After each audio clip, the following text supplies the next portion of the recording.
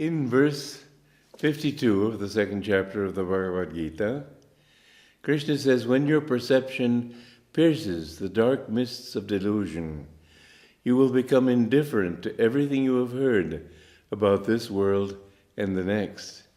Somebody wrote me a letter today, and she likes my writing, and she says, I know you have many very good editors working with you. And I have to admit my ego came into the picture. And I wrote back and I said to her, I know it's my ego, but I can't help saying this. I never will let anybody touch anything I write with an editorial pen. Now, this is not total indifference, is it? So I have something to work on here. But what Krishna is saying is that you become indifferent. And actually, probably the best, well, not probably, let's face it honestly, certainly the best attitude would have been to let her think what she liked. But I wasn't ready for that. I put a lot of effort into writing when I shifting words back and forth and trying to find the right word and so on. And so this is my little piece of pride that I have to work on. But when your perception pierces the dark mists of delusion, you will become indifferent to everything. And he says, to everything you have heard about this world and the next. Actually, my guru in his own book wrote a wonderful chapter on the resurrection of Sri Yukteswar. And in that chapter, Sri Yukteswar explained, as in fact my guru had done years earlier, so it's not as if he was really learning this for the first time, but in his humility he made it sound that way. But in the astral world, it's all very interesting, and it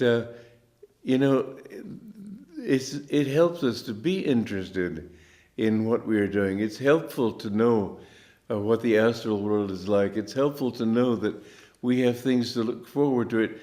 The mind needs a certain amount of stimulation in order to make a spiritual effort. Now, what Krishna is doing is getting rid of that stimulation too. So you have to reach a point of joy where you don't need that kind of stimulation anymore. And that's what he is talking about here, to go beyond that stimulation, not to care. And in fact, it doesn't really matter. You are not in this world, you are not of that world. You are a child of God. And in God, everything is absolutely perfect. So the astral world and this world, the indifference to that means not to, in the higher state of egolessness, not to get interested or excited by where you're going, where you have come from, what it'll be like. These are all the sort of things you get from a newspaper too. A subtler kind of newspaper, I grant you. You won't find the Times of India in deep meditation. But it is the kind of news that people want to keep their interest stimulated. Now we need to go to the point where we're so still that stillness itself becomes all-absorbing. And this is why Satchidananda is such an absolutely wonderful concept. In Buddhism, they say, this is not what Buddha said, but it's what Buddhists have said, because Buddha came to get rid of the karma kand, the emphasis on doing those things which will please the gods so that you go to heaven and so on, get certain powers, whatever it might be. But the Buddhists came to think then that he wasn't, because he didn't talk about God, he only talked about our own effort. They decided that God doesn't exist, it's all there. Buddhism is, in a sense, may be called atheistic. Now, in that state, you reach a state of calmness where there's nirvana, no vanas, no ripples of thought or feeling on the mind. And they think that in the state of perfect nirvana, you cease to exist. Now, this is not the truth, and as I've said this before, in fact, this is one of the wonderful things my guru came to teach, because he showed how Buddha, the ancient Vedas, Ramanuja, Chaitanya, all these people were actually teaching the same truth. And there isn't the kind of argument between one religion and another that so many people fancy. It's all one truth. And as we go into deep meditation, I read a pamphlet, as I think I've said before, in Thailand once, put out by some official Buddhist organization, comparing nirvana with Satchidananda. And that pamphlet said, well, oh yes, there is a little bliss at the in the momentary bliss at the beginning, but then nothingness. Well, I can't help asking the question, who in his right mind would work to become absolutely nothing? Of course you don't want to cease to exist. This is the primary thing we've got, is our sense of personal existence. What we need to do is transcend the egoic aspect of that existence and realize that existence is the infinite self, and that our true self is not this ego, but this infinite body. And so the Buddhists thought that you cease to exist. Well, I think that's why they all work to become bodhisattvas. Nobody wants to really give up the idea of existing completely. We want to exist in the right way, and Shankaracharya explained what that right way is. He explained that the freedom of the soul is a state, and that God himself, he said, God exists, but he isn't Ganesha or Saraswati or Kali or Shiva or all these different forms which are ideals. He said that underneath it all, there's just that one Satchidananda. And this is God. God is conscious, ever existing, ever new bliss. Now that state of ever new bliss is what we are seeking in meditation, and is what Krishna here, long before Shankaracharya, is also explaining. And there is no real argument between one philosophy and another. Both are insisting on the truth underlying all different definitions. I just think of, if the goal of life were to go south, people from the south, because they don't know when to end their goal, they'll keep on going after reaching the equator. And they'll meet people coming north from the south of the equator, and they'll say, no, you're supposed to go south. And if people going north will say, no, you're supposed to go north. And so you have all this argument that you find in religion. But religion is really only one. And religion, as opposed to spirituality, it always comes as a corrective to mistakes that people have made. They've gone too far south, or they've gone too far north. They've thought that God was too much of this or too much of that. We have to realize that it's always bringing you back to your own center in yourself. So, deep meditation, everything in this world is based on the principle of Dvaita. God, who is without movement, in order to create an appearance of manifestation, had to create Dvaita. And the gunas represent Dvaita in the different degrees of manifestation, so that Tamoguna is just far out from the center. Sattva-guna is very close to the center. But it's all movement, and the gunas show how far you are from the center. Dvaita, or duality, shows the need to compensate one for the other. Without the downward movement compensating for the upward movement, the wave would just keep going up, but it can't. The ocean is at a mean level. It will never change just because the level of the ocean changes. And so we must understand that as we as we live in Maya, everything we do is ruled by Dvaita, by duality.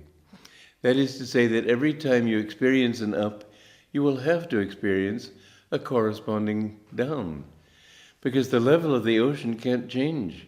So if there's an appearance of up, there has to be an appearance of down also. But the spirit is unchanging, changeless bliss. And when you have this upward move toward fulfillment, you will have to have the downward move toward disappointment. For everything there is an opposite. For heat there is a cold. For light there is darkness. For male there is female. For happiness there is unhappiness. For fulfillment there is disappointment. For joy there is sorrow. The only thing that doesn't have an opposite is the inner joy of the spirit. There is no opposite to that joy because it's inside.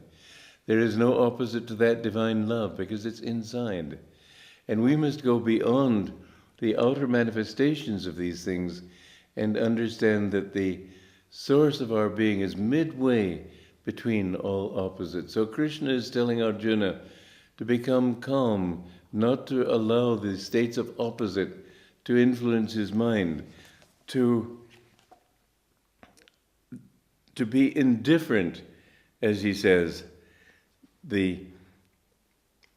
did I say here? Yes, to be indifferent to the ups and downs of life.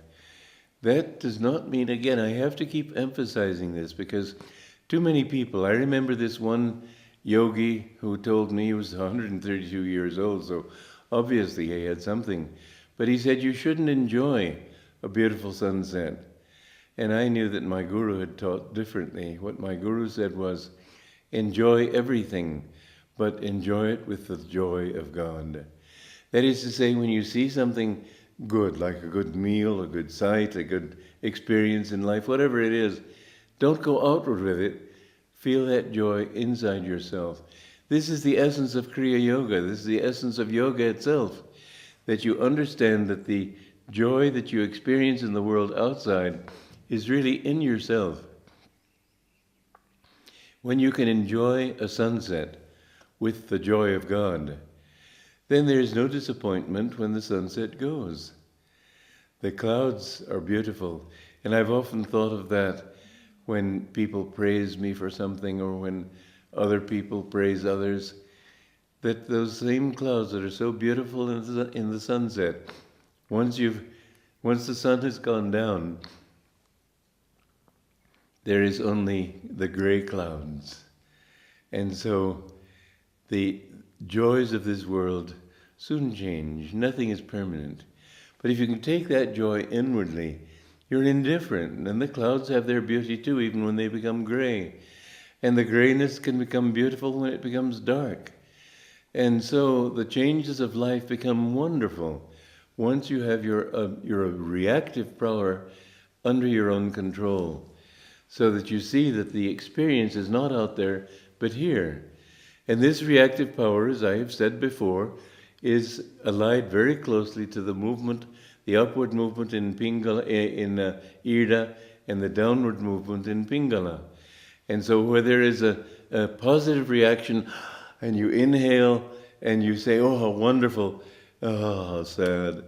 And the way you sit, the way you look, the way you breathe, everything indicates these shifts of consciousness.